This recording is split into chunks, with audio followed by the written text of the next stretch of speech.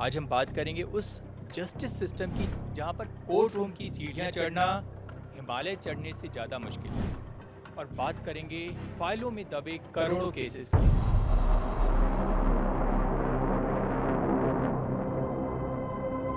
बात करने के लिए सुप्रीम कोर्ट की जानी मानी एडवोकेट जूही अरोड़ा गुप्ता जी।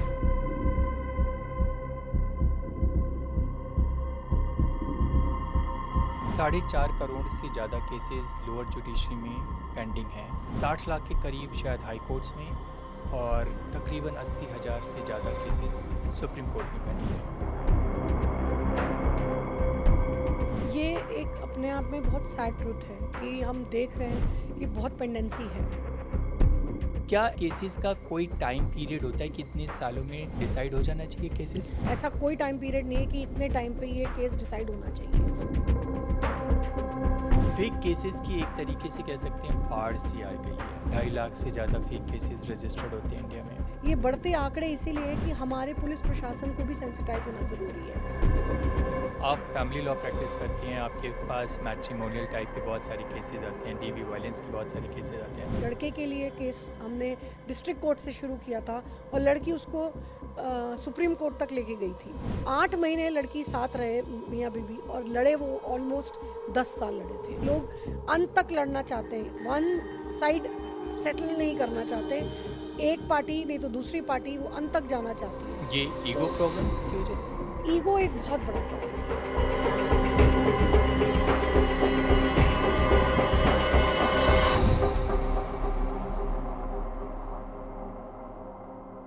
कहते हैं इस देश में भगवान के बाद लोग सबसे ज़्यादा विश्वास करते हैं हमारी अदालत पर।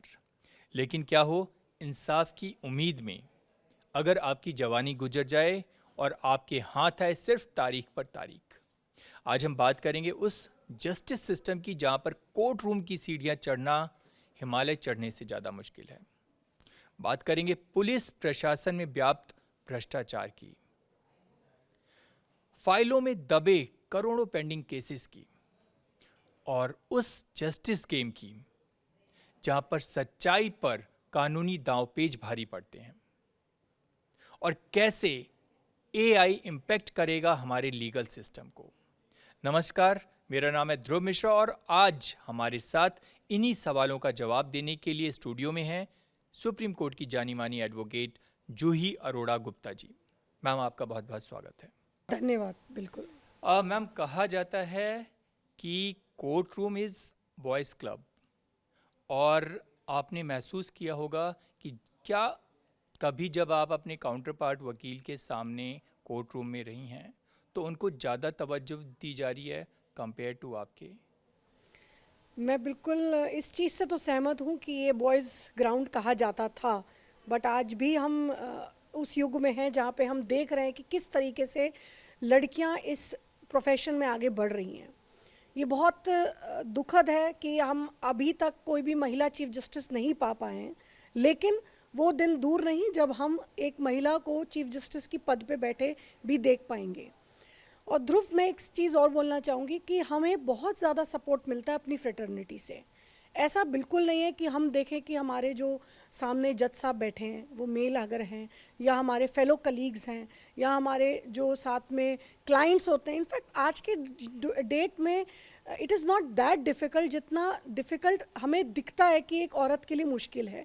मुश्किल है, बिल्कुल है, लेकिन अगर आपके अंदर चाह है, पैशन है, विल पावर है, तो मुझे नहीं लगता कि आपको कोई रोक सकता है। अच्छा, बीइंग अ फीमेल एडवोकेट, किसी भी क्लाइंट का विश्वास जीतना कितना टफ होता है और खासकर क्रिमिनल केसेस में? जी, थोड़ा सा obviously it is little bit taboo कि औरत है तो क्रिमिनल लॉ में कैसे करेंगी, क्रिमिनल प्रैक्टिस कैसे करेंगी, किस तरीके से एविडेंस को पेश कर पाएंगी। बहुत सारी चीज़ें हैं जो हमने कभी सुनी हैं और आगे वाली जनरेशन भी सुन सकती है, स्पेशली फॉर फीमेल्स मैं बोलूँगी। लेकिन कहीं ना कहीं आप देखिए, मुझे ये लगता है कि मेरी पूरी जर्नी उसी चीज़ पे डिपेंड रही है कि क्लाइंट को रिलीफ चाहिए। क्लाइंट आपसे सिर्फ रिलीफ चाहता है कि आप उन्हें कोर्ट के आगे कितना रिलीफ दिला सकते हैं। तो अगर आपके अंदर वो क्षमता है, आप पढ़ के अगर अपने ब्रीफ को ढंग से गए हैं, तो मुझे नहीं लगता कि आप किसी भी तरीके के सवालों को आप जवाब नहीं दे सकते कोर्ट में। कोर्ट में खड़े होके अगर आपने पूरी फाइल अच्छे से पढ़ी या आपने तैयारी से गए हैं, तो फिर वो पुरुष हो या महिला हो, अगर आपका केस लड़ रही हैं और अगर आप कोर्ट को सेटिस्फाई कर पा रहे हैं, तो फिर वो क्लाइंट अपने आप ही सेटिस्फाई होगा। तो कहीं ना कहीं आपकी अपनी तैयारी कितनी है वो जानना बहुत ज़रूरी है। कोर्ट में अलग अलग तरह के क्लाइंट्स मिलते हैं और कई अपराधी प्रवृत्ति के भी होते हैं। तो इस तरह के जो अपराधी या क्रिमिनल बैकग्राउंड्स के लोग होते हैं, being a female advocates handle करना कितना चैलेंजिंग होता है? It is very much challenging, बहुत ज़्यादा चैलेंजिंग होता है ऐसे लोगों को डील करना जो थोड़े से किसी चीज़ को लेके पैनिक जल्दी होते हैं। कोर्ट्स में आप देखेंगे कितनी बार औरतों की तरफ से अगर हम लड़ रहे हैं, औरतें पैनिक हो जाती हैं, जजेस के बारे में कुछ उल्टा सीधा बोलना कोर्ट में ही शुरू हो जाते हैं, रोने लगते हैं, चीखने लगते हैं, या फिर दूसरे वकील को धमकी देने लगते हैं, क्योंकि वहाँ वो पर्सनल हो जाते हैं। उनको लगता है कि अगर ये वकील उनका केस लड़ रहा है तो उनके अगेंस्ट पर्सनली हो गए। तो इन सब चीज़ों को चैलेंज बहुत रहता है, क्योंकि आपका काम सिर्फ कोर्ट में खड़े होकर अपने केस के लिए लड़ना ही नहीं है, आपका काम अपने क्लाइंट को पैसिफाई रखना भी बहुत ज़रूरी है। एक क्लाइंट जो आपके ऊपर पूरा विश्वास करके आपके पास आया है, अगर वो किसी तरीके से इस तरीके से कोर्ट में खड़े होके अपना तमाशा क्रिएट कर रहे हैं, तो कहीं ना कहीं वकीलों के ऊपर भी एक चैलेंज है कि वो किस तरह से उन्हें संभालें, किस तरीके से उन्हें समझाएं। वो एक अपने आप में बहुत बड़ा चैलेंज है। मेरे एक किस्से में ऐसा ही कुछ हुआ, तो जहाँ पे मुझे जज साहब से ये बात सुनने को मिली कि आपकी गलती है, आप आके अपने क्लाइंट को संतुष्ट करें, उनको समझाएं। बट कहीं ना कहीं हम ये मानते हैं कि ऑलरेडी जो लोग परेशान हैं और वो और परेशान होते हैं, क्योंकि प्रोसीजर्स हमारे ऐसे हैं, या कई बार न्याय मिलने में देरी मिलती है, या किसी तरीके से आपका केस आप हार जाते हैं, तो कहीं ना कहीं वो एक बर्डन उन पर रहता है। और being a council I believe थोड़ा मोटिवेशन अगर आप एज अ काउंसलर बन के करें उनका, या एज अ गुड फ्रेंड बन के करें इंस्टेड ऑफ सिर्फ लॉयर, तो मुझे लगता है थोड़ा सा सफ़र उनका आसान बन सकता है। अच्छा, एक शब्द होता है सेटिंग, और एक कहावत है, a good lawyer knows the laws and a great lawyer knows the जज। जज। ठीक है, तो मैं समझना चाहता हूँ कि आपका एक्सपीरियंस भी रहा होगा, क्या कोर्ट को भी मैनेज किया जाता है पैसे, पावर, या फिर अमीर आदमी ये सब कोशिश करता है? क्योंकि आम आदमी के तो बस की बात नहीं है ये सब करना। देखिए, कुछ भी हो सकता है, आई वुड नॉट से कि कुछ नहीं हो सकता, everything is possible. It's just that कि आप किसको अप्रोच कर रहे हैं और आपने किसने आपको अप्रोच किया है। It's all depend upon your personal wish. आज की डेट में ये कहना कि ऐसा नहीं होता है वो भी गलत है, पर ये कहना कि आप ऐसा बहुत जनरली होता है ये भी गलत है। बट टू बी ऑनेस्ट, अगर आपको लगता है कि आपके पास किसी तरह से इस तरह का प्रभाव देने के लिए आपको कोई कन्विंस करना चाहता है, ये आपकी अपनी पर्सनल विश होती है। देखिए, आप दुनिया में हैं, आपको हर तरीके के लोग टकराएंगे, ये आपकी मर्ज़ी है कि आप किस तरीके के क्लाइंट को डील करना चाहते हैं। क्या आप उनकी इस तरह की विशेस को एक्सेप्ट करना चाहते हैं? क्योंकि ये बहुत कॉमन है, हमारे पास इतने क्लाइंट्स आएंगे, वो आके बोलते हैं कि मैम ऐसे हो जाएगा, वैसे कर सकते हैं, उनसे बात कर सकते हैं, वो सेटिंग कर सकते हैं। क्योंकि ये जो वर्ड सेटिंग है ना, ये बहुत ज़्यादा यूज़ होता है। एक क्लाइंट बहुत आसानी से बोल देता है कि आप सेटिंग हो सकती है, बट शायद वो ये भूल जाते हैं कि इस वर्ड के पीछे एक बहुत गहरा चीज़ छुपी है, जो मुझे लगता है कि वो गलत है किसी भी कोर्ट प्रोसीजर्स को फॉलो करते हुए देखने में। सो यही मेरा एक आंसर है इस क्वेश्चन के लिए कि इस वर्ड को अगर पब्लिक यूज़ करती भी है तो ज़रूरी नहीं है कि वो हर वकील उस चीज़ को एक्सेप्ट करे या उसको आगे फॉरवर्ड करे। मैं कुछ आंकड़ों के बल पे जानना चाहूँगा कि ऐसा क्यों हो रहा है। 4.5 करोड़ से ज़्यादा केसेस लोअर जुडिशरी में पेंडिंग हैं, और 60 लाख के करीब शायद हाई कोर्ट्स में, और तकरीबन 80,000 से ज़्यादा केसेस सुप्रीम कोर्ट में पेंडिंग हैं। क्या कारण है कि इतने सारे केसेस पेंडिंग पड़े हुए हैं? लोग इंसाफ की राह में, एक जनरेशन निकल जाती है, दूसरी जनरेशन आ जाती है।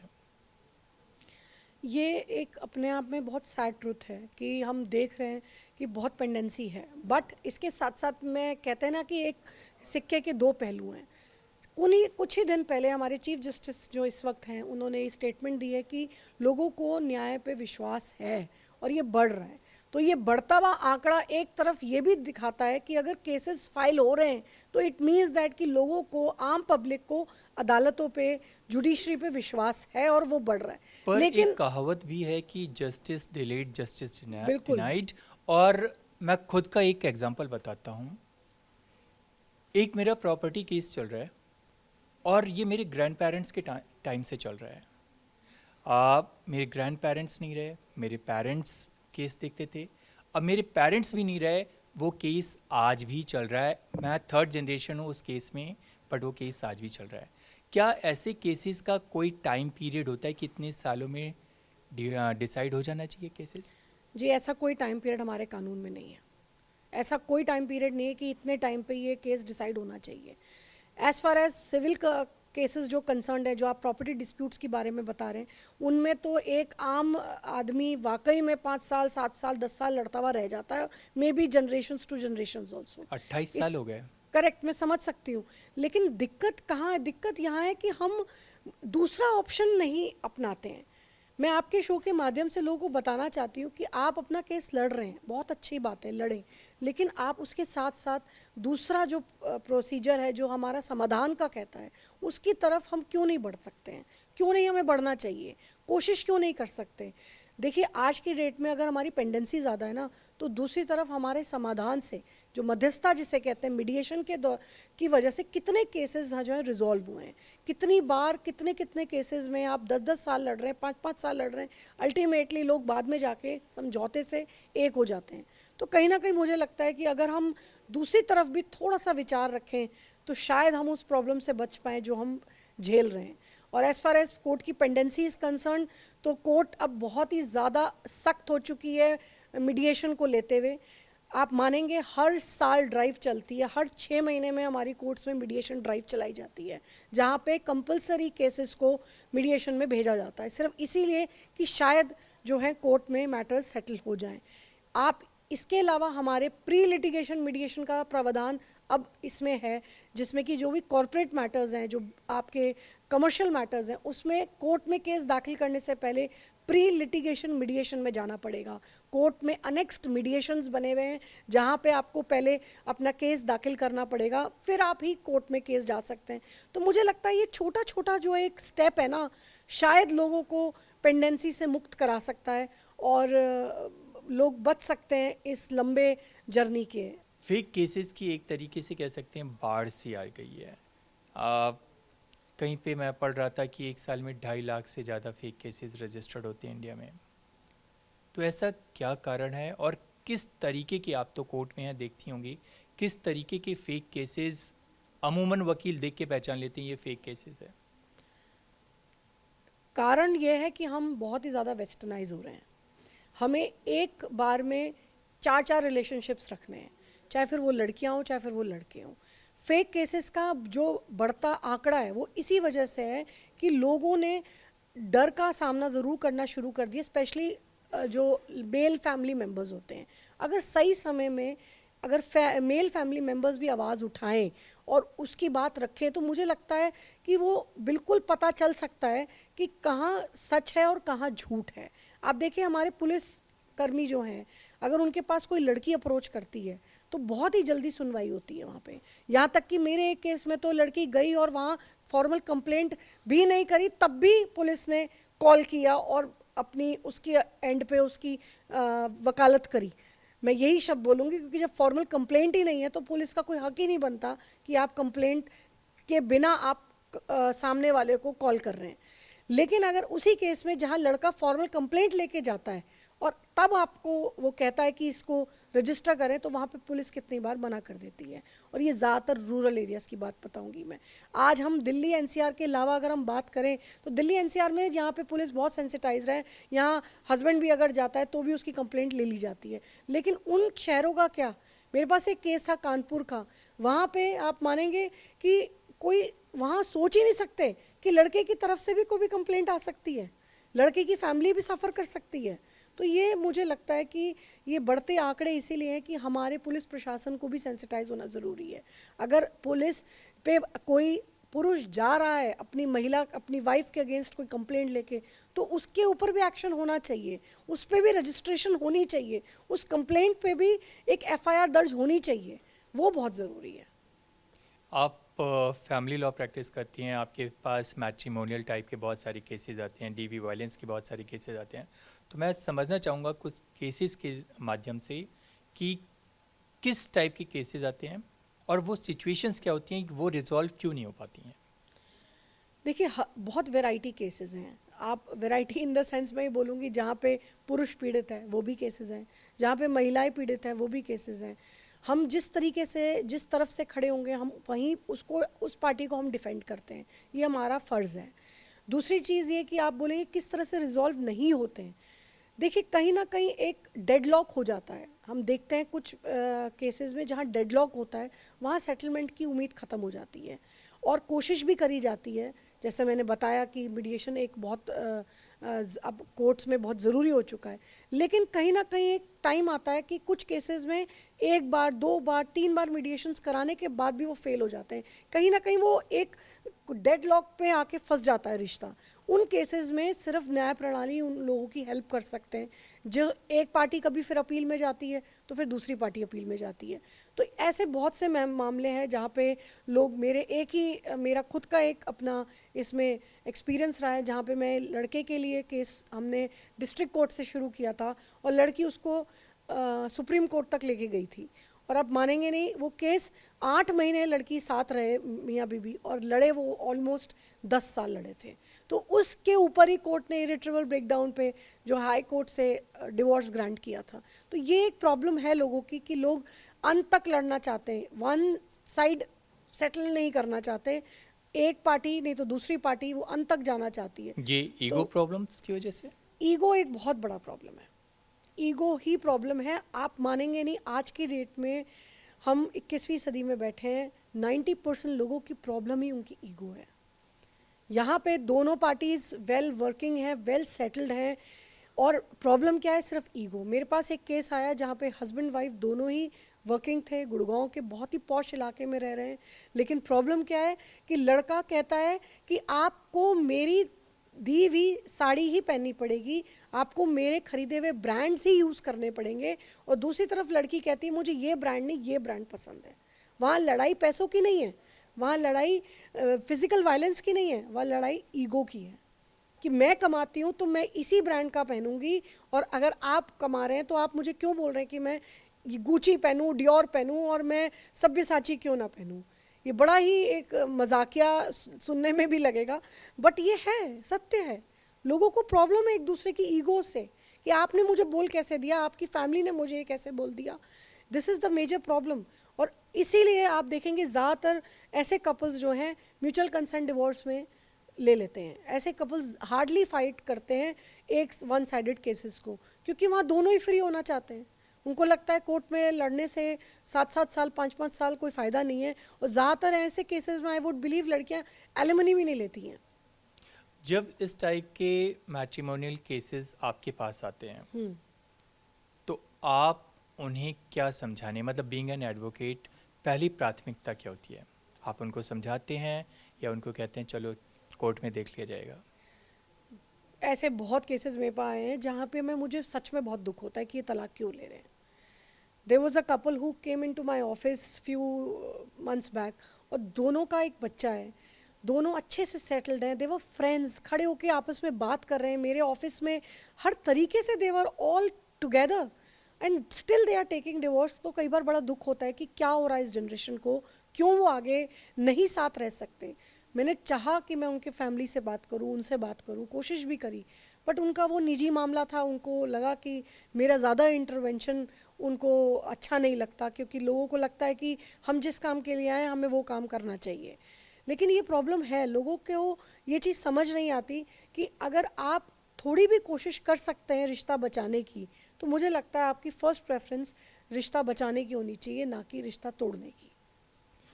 498A जैसे जब सेक्शंस की बात होती है तो क्या आपको लगता है कि ये सेक्शंस आज भी ज़रूरत है इनकी, या फिर इनका टाइम चला गया है?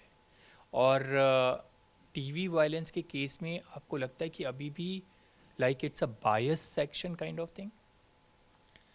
जी नहीं, मुझे ये बिल्कुल आज नहीं भी लगता। जरूरत है? बिल्कुल है। हम आज भी उस युग में नहीं है जहां हम ये बोलें कि औरतों को सुरक्षा की ज़रूरत नहीं है। एक औरत, आज भी कितने केसेस हैं, आज हम इस वक्त जब बात कर रहे हैं, इस वक्त भी किसी ना किसी घर में कोई ना कोई महिला को दहेज के लिए पीड़ित करा ही जा रहा होगा। तो ठीक है, मैं मानती हूँ कि हम फेस कर रहे हैं इस वक्त फेक केसेस के बारे में। अगर हम बात करें तो बहुत से फेक केसेस भी हैं, लेकिन कहीं ना कहीं ये दौर है जहाँ पे आज भी महिलाओं को पीड़ित रखा जाता है। और सबसे बड़ा प्रॉब्लम जो ये है ध्रुव, वो है मेंटल क्रुएलिटी का। ये बहुत छोटा शब्द है लेकिन इसका मीनिंग बहुत बड़ा है। 90% केसेस जो अर्बन में हैं वो मेंटल क्रुएलिटी के शिकार हैं। मेंटल क्रुएलिटी अपने आप में एक ऐसी चीज़ है जो आपको सिर्फ इसलिए नहीं होती कि आपको सिर्फ ताने दें या आपको सिर्फ हम बात ना करें आपसे, वो ही मेंटल क्रुएलिटी के शिकार माना जाता है। अगर हम आपको इकोनॉमिकल अब्यूज़ कर रहे हैं, पैसे नहीं टाइम पे देते, या आपसे बात नहीं करते, या आपके साथ सेक्सुअल रिलेशन नहीं बनाते, तो क्या आपको नहीं लगता वो एक मेंटल क्रुएलिटी की श्रेणी में अपराध आता है? तो ये अपने आप में एक बहुत बड़ा समस्या है जो हम देख रहे हैं कि जो अपकमिंग जनरेशन है वो ज़्यादातर मेंटल क्रुएलिटी की शिकार हो रही है रैदर देन फिज़िकल अब्यूज़ की। तो 498A जैसे कानूनों को भी रहना बहुत ज़रूरी है, जहाँ पे भले ही एक लड़की फिज़िकल वायलेंस का प्रूफ नहीं दे सकती, लेकिन मेंटल जो उसके साथ डाउरी के तहत हुआ है, वायलेंस हुआ है, वो भी अपने आप में एक रिकॉर्ड होना बहुत ज़रूरी है। तो इसलिए 498A नहीं अभी हटना चाहिए। मेंटल क्रुएलिटी की बात कर रहे हैं। मेंटल क्रुएलिटी मेल के साथ भी हो सकती है, फीमेल के साथ भी हो सकती है, तो सिर्फ फीमेल का ही पक्ष क्यों? बहुत सारे ऐसे रिसेंट में केसेस भी हुए हैं जहाँ पर मेल्स के साथ भी मेंटल क्रुएलिटी की चीज़ें निकल कर आई हैं। अतुल सुभाष हुआ, बिल्कुल। और भी केसेस हैं, तो उस पर आपका क्या नज़रिया है? और अरनेश कुमार की जजमेंट भी थी 498A के संदर्भ में, तो उसके बारे में मैं आपसे जानना चाहूँगा। देखिए, अरनेश कुमार की जजमेंट ही अपने आप में एक बहुत बड़ा पहल था जो सुप्रीम कोर्ट ने लड़कों के फेवर में एक ही स्टेप लिया था। जैसा कि हमारे दर्शक भी समझना चाह रहे होंगे कि ये है क्या। ये जजमेंट ये है कि जो कहता है कि 7 साल से कम के जो अपराधों में आता है उनको इमीडिएट अरेस्ट करने की ज़रूरत नहीं है। और आप मानेंगे नहीं, अब आज की डेट में CAW सेल में अगर कोई कंप्लेंट जाती भी है किसी पुरुष के अगेंस्ट या उसके परिवार के अगेंस्ट, तो आप वहाँ इमीडिएटली अरेस्ट नहीं होंगे। आपको वहाँ पहले सुना जाएगा, आपको बुलाया जाएगा, आपकी काउंसलिंग कराई जाएगी, आपकी 3-3, 4-4 बार मीडिएशंस होंगी, सिर्फ इसीलिए कि लोगों के आपस में फैसले हो सके, लोग कोर्ट कचहरी से बच सकें। तो ये अपने आप में एक बहुत बड़ी पहल है। ये लोगों को दिखना चाहिए कि सरकार तो कर ही रही, सोचती है, इनफैक्ट जुडिशरी भी इस चीज़ को सोच रही है। और ऐसे बहुत से जजमेंट्स आते हैं जो अपने आप में लड़कियों को पेनलाइज भी करे जाते हैं, जहाँ पे लड़कियाँ झूठ बोल रही हैं, ऑन ओथ खड़े होकर परजरी कर रही हैं कि गलत स्टेटमेंट दे रही हैं, अपनी इनकम छुपा रही हैं, तो कोर्ट्स वहाँ पे पेनलाइज कर रहे हैं। ऑब्वियसली उस चीज़ का रेशो कम है। मैं बिल्कुल इस चीज़ को सहमत हूँ और मानती हूँ कि जहाँ पे हम देखें अगर आदमी लोग पेनलाइज हो रहे हैं और औरतें पेनलाइज कम हो रही हैं, ये बिल्कुल सत्य है। लेकिन हम अभी भी उस युग की तरफ बढ़ रहे हैं जहाँ पे हम इक्वालिटी रख सकते हैं दोनों तरफ। तो वही वो समय दूर नहीं जहाँ पे जजेस धड़ल्ले से जो है बोल्ड ऑर्डर्स पास करेंगे उन महिलाओं के अगेंस्ट भी जो गलत कर रही हैं। जी मैम, एक आम आदमी जब कोर्ट पहुंचता है वो कानून की पेचीदगियां नहीं समझता है, तो समझना चाहूँगा कि जब एक आम आदमी कोर्ट पहुंचे, किसी वकील को कैसे जज करे कि ये मेरा केस अच्छे से लड़ेगा। कई बार आम आदमी वकील तो हायर कर लेता है, उसके बाद खुद को ठगा भी महसूस करता है, और ये बहुत सारे वकीलों के साथ, मतलब लोगों के साथ हुआ है। तो मैं आपके बारे में समझना चाहूँगा उससे। देखिए, ये हर कहते हैं ना, one rotten apple spoils the whole basket. तो अगर कभी किसी एक के साथ कुछ ऐसा हुआ हो जहाँ पे उसे ऐसा वकील टकराया हो जिसने उसकी बात सही नहीं रखी हो, तो लगता है कि सभी ऐसा कर रहे हैं। बट कहीं ना कहीं मुझे लगता है क्लाइंट को सतर्क होना ज़रूरी है अपने वकील को चुनने से पहले। उसे देखना चाहिए कि उसकी किस तरह की गुडविल है, वो किस तरह का काम कर रहा है और आपका काम वो समझ पा रहा है कि नहीं। क्योंकि देखिए हमारी लॉ भी बहुत वास्ट फील्ड है। जिस तरीके से आप एक ब्रेन के डॉक्टर के पास अपने दिल का इलाज कराने नहीं जा सकते, उसी तरह आप टैक्सेशन लॉयर के पास जाके मैट्रिमोनियल केसेस के लिए डिस्कशन नहीं कर सकते, उसमें उसकी गलती नहीं है। तो यहाँ पे एक आम नागरिक को ये समझना ज़रूरी है कि वो किस तरीके का प्रॉब्लम में फंसा है और उसके बाद उसकी अप्रोच वही होनी चाहिए कि वो उसी के एक्सपर्ट के पास जाए और उससे समझे कि उसकी प्रॉब्लम का सल्यूशन क्या है। और इसमें एक चीज़ और है ध्रुव, हमारे हर कोर्ट में लीगल एड सेल बनी हुई है। तो जो व्यक्ति अपना काउंसिल, अपना प्राइवेट काउंसिल अफोर्ड नहीं कर सकता, वो लीगल एड काउंसिल की सुविधा ले सकता है। और ये औरतों के लिए मुफ्त है, उनको कोई इनकम दिखाने की ज़रूरत नहीं है या ना इनकम दिखाने की ज़रूरत नहीं है। और पुरुषों के लिए एक मिनिमम इनकम एज के ग्रुप के अंडर अगर आप आ रहे हैं तो आप भी ये सर्विसेज अवेल कर सकते हैं। तो मैं समझना चाहूँगा एक सही वकील का चुनाव कैसे करे कोई? सही वकील का चुनाव उसी तरीके से हो सकता है जो आपका पक्ष कोर्ट तक पूरी तरह से रख पाए। ये एक बहुत बड़ा प्रॉब्लम है जो मेरे पास मैक्सिमम क्लाइंट्स लेकर आते हैं कि हमने वकील साहब को अपने एविडेंसेस दिए और उन्होंने कोर्ट में नहीं लगाए।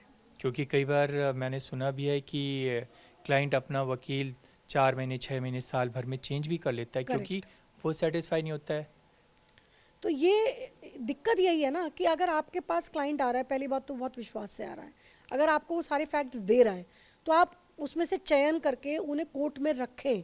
क्योंकि वो रखे हुए फैक्ट्स अगर घर में हैं तो वो उसको, उसके केस को मजबूत नहीं करेंगे, वो कोर्ट में ही पेश होने चाहिए फैक्ट्स। अगर आप उसके सही समय पे सही फैक्ट्स कोर्ट में पेश नहीं कर रहे हैं तो मुझे लगता ही नहीं आपने वकील का काम कुछ किया है, आप एक अच्छे वकील ही नहीं है। फिर आपको हक ही नहीं है ऐसे ब्रीफ को लेने का अगर आप किसी का केस स्पॉइल करते हैं तो। क्योंकि आपका केस, क्योंकि हमारा कानून ये भी कहता है ना, ignorance of law is not an excuse. मेरे पास कितने ऐसे मैटर्स आते हैं जहाँ पे टाइम बाउंड होती है, लिमिटेशन सेट होती है कि आपको इतने समय में आपको कोर्ट का केस करना ही करना है, पर वो वकील जो है अपने पास फाइल लेके बैठे रहते हैं और वो फाइल ही नहीं करते, उनकी लिमिटेशन ही खत्म हो जाती है। और क्लाइंट आके बोलते हैं कि मैडम हम तो 3 महीने इन वकील के पास रखे बैठी हुई थी फाइल, उन्होंने फाइल ही नहीं किया। अब उस बेचारे इंसान को क्या पता कि वो 3 महीने का टाइम उसको फाइल करना था। आप चेक बाउंसिंग का केस ही ले लीजिए ना, अगर आपका चेक बाउंस हुआ है और आपने उसके 30 दिन के अंदर अंदर अगर उसको कंप्लाई नहीं किया लीगल नोटिस के साथ, तो आपका वो चेक बाउंस का केस आप फाइल नहीं कर सकते, वो एक नॉर्मल रिकवरी सूट में कन्वर्ट हो जाएगा केस। तो इन चीज़ों को अवेयर होना बहुत ज़रूरी है, क्लाइंट को सतर्क होना बहुत ज़रूरी है। अगर आप अपने केस के लिए खुद सतर्क नहीं है तो सामने आपके केस को कोई ढंग से नहीं ले सकता। मुझे ये मानना है, मेरा ये मानना है कि क्लाइंट जो होता है वो अपना केस खुद बहुत अच्छे से जानता है, वो अपने फैक्ट्स बहुत अच्छे से जानता है। और एक और एक 11 मिलके, एक और एक मिलके 11 बनते हैं, एक टीम बनती है। तो अपने क्लाइंट्स को साथ लेके चलें, अपने क्लाइंट से समझें और क्लाइंट्स को भी ये चीज़ समझना चाहिए कि जो मैं वकील साहब को बात बता रहा हूँ वो टाइमली कोर्ट में पेश हो। तो थोड़ा सा उनको अवेयर होना भी ज़रूरी है और दूसरी तरफ भी सेंसिटाइज होना ज़रूरी है। तो मैं आपसे 2 चीज़ें पूछना चाहूँगा। पहली बात कि आप हमारे दर्शकों को बताइए कि किस केस में कितनी ड्यूरेशन में फाइलिंग कर देनी चाहिए ताकि वो अपने वकील साहब से जांच पड़ताल करता रहे कि वकील साहब ने किया कि नहीं किया। दूसरी चीज़, वकीलों की भी जवाबदेही देही तय होनी चाहिए अपने क्लाइंट के प्रति। जी बिल्कुल, और मुझे लगता है सिर्फ वकीलों की क्यों, और मैं हम इससे रिलेटेड एक वाकया सुनाऊंगा बाद में, आप प्लीज़ कंप्लीट कर लीजिए। देखिए, पहली चीज़ तो ये कि आपने मुझसे पूछा टाइमलाइन, तो सिविल केसेस में मैं बताना चाहूँगी जहाँ पे लोगों को अपनी सिविल रिकवरी है, किसी के पैसे हैं और किसी को पैसे दिए थे उसको रिकवर करना है, तो किसी भी तरीके की सिविल मनी रिकवरी है वो 3 साल का एक पीरियड होता है कि आपको 3 साल के अंदर अंदर केस फाइल करना पड़ेगा। दूसरी चीज़, अगर आप प्रॉपर्टी डिस्प्यूट से रिलेटेड बात कर रहे हैं तो वो आपको 12 साल का समय मिलता है। और अगर क्रिमिनल केस की बात कर रहे हैं तो वहाँ पे ऐसी कोई लिमिटेशन नहीं है। अगर आपके साथ कोई भी क्रिमिनल केस किस किस टाइप के देखिए, criminal case cases? In the sense कि अगर आपके साथ कुछ गलत हुआ, आपके साथ रेप हुआ हो, आपके साथ सेक्सुअल असॉल्ट हुआ हो या आपके साथ कोई मारपीट करके चला गया हो, कायदा यही है और कानून भी यही सतर्क कहता है कि अगर आपके साथ कुछ हुआ है तो उसको आप 24 घंटे 48 घंटे के अंदर अंदर रिपोर्ट कराएं। लेकिन अगर किसी वजह से कोई नहीं रिपोर्ट करा सकता और उस इंसिडेंट को 6 महीने बीत चुके हैं या साल बीत चुके हैं तो आपको बैठना नहीं चाहिए ये सोच के कि अब आप कोर्ट में नहीं जा सकते। ऐसे केसेस में कोई लिमिटेशन नहीं है, डोमेस्टिक वायलेंस केसेस में कोई लिमिटेशन नहीं है। कोई भी औरत कभी भी जा सकती है कोर्ट में केस फाइल कर सकती है अगर उसके साथ पहले भी इंसिडेंट कुछ हुआ हो।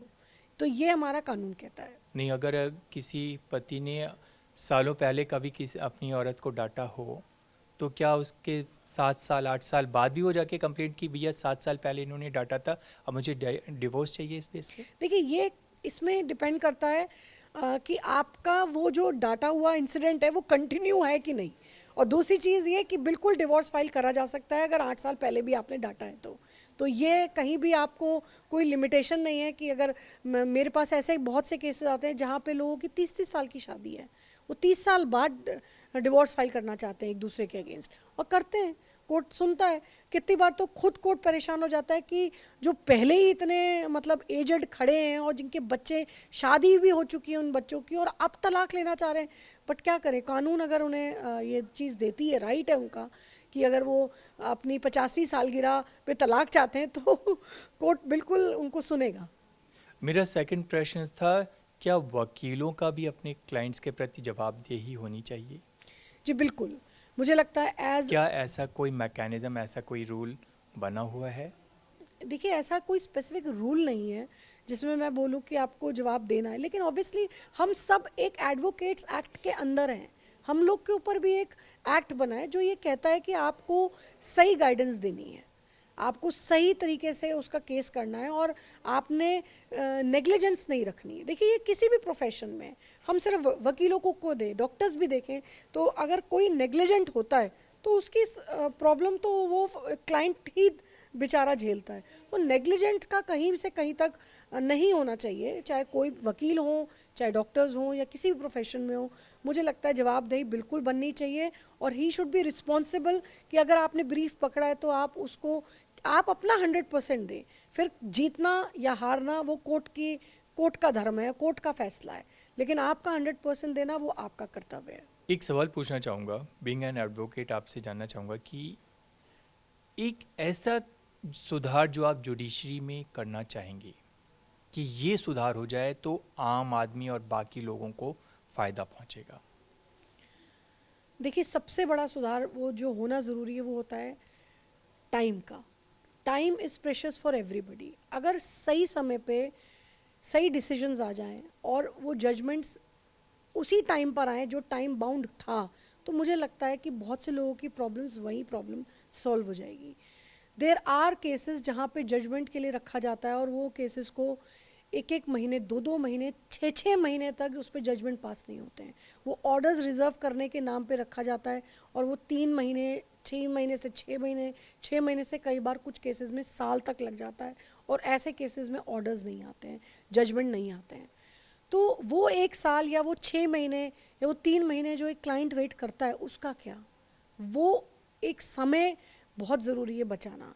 तो मुझे लगता है कि अगर हम और ये सबके साथ नहीं है और ये सब कोर्ट्स में नहीं है, पर हाँ कुछ कोर्ट्स के जजमेंट्स ऐसे होते हैं जो बहुत टाइम बाउंड होते हैं, वहाँ एक नुकसान क्लाइंट को फेस करना पड़ता है।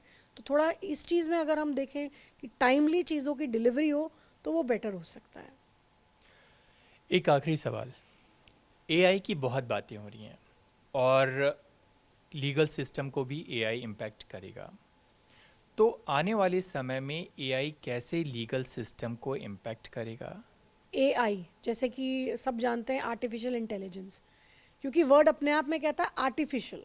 यहाँ तक कहा जा रहा है कि शायद वकीलों की ज़रूरत ना पड़े, लोग एआई की मदद से केस लड़ लें। देखिए आर्टिफिशियल का मतलब क्या है आपके हिसाब से? आर्टिफिशियल ही रहेगा और नेचुरल रहेगा। तो कोई भी आर्टिफिशियल इंटेलिजेंस मुझे नहीं लगता नेचुरल ब्रेन्स को रिप्लेस कर सकते हैं।